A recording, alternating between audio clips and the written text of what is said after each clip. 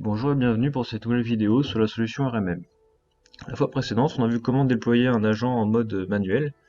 Donc on va voir qu'il existe une des manières plus simples pour faciliter le déploiement sur un plus grand nombre de machines. Donc pour cela, on va utiliser ce qu'on appelle un package d'installation de site. On a deux options, donc l'installation pour stratégie de groupe ou télétravail. Donc télétravail, ça fait référence à l'utilisation d'un exécutable installation silencieuse. Pour l'installation par stratégie de groupe, l'éditeur met à disposition des articles qui détaillent comment procéder. Donc au niveau, ça nous ouvre l'aide du produit. On a ici les différentes étapes à suivre de la création du package d'installation jusqu'à la création de la GPO. On ne va pas détailler ça aujourd'hui, mais voilà, sachez qu'il existe une aide de l'éditeur à ce sujet. On continue. Donc nous sommes invités à rentrer le client et le site sous lequel sera rattaché l'agent. La version de l'agent, on n'a pas forcément besoin d'y toucher.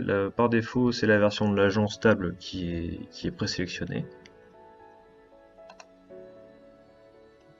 Et vient donc le choix, comme détaillé au début, donc soit d'un fichier MSI donc pour stratégie de groupe, ou alors d'un exécutable d'installation silencieuse.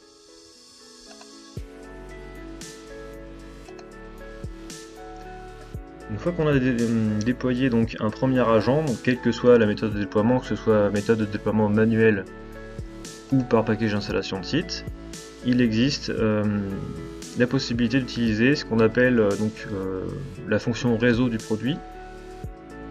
Donc, le premier agent installé fait office de découvreur réseau.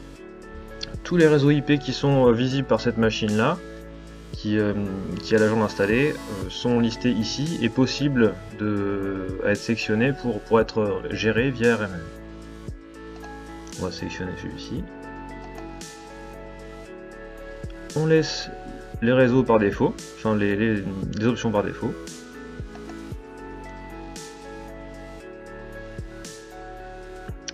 Et nous avons donc des infos sur le réseau qui remontent. Ce qui va nous intéresser, nous, dans ce cas précis, ça va être l'onglet Appareil connecté. Dans cet onglet, nous avons donc une liste de machines qui remontent, grâce à notre machine qu'on a premièrement déployée, qui fait office de découvreur réseau. L'utilité de ce menu, ça va être qu'on peut faire un déploiement sur plusieurs machines via un shift-clic. Transmission push de l'agent de surveillance vers un dispositif. Nous sommes donc invités à renseigner les identifiants de la clé d'agent. La clé d'agent, c'est le premier compte qui vous a été communiqué lorsque vous avez souscrit au produit Remote Monitoring Management. On choisit le client et le site où ces agents seront rattachés.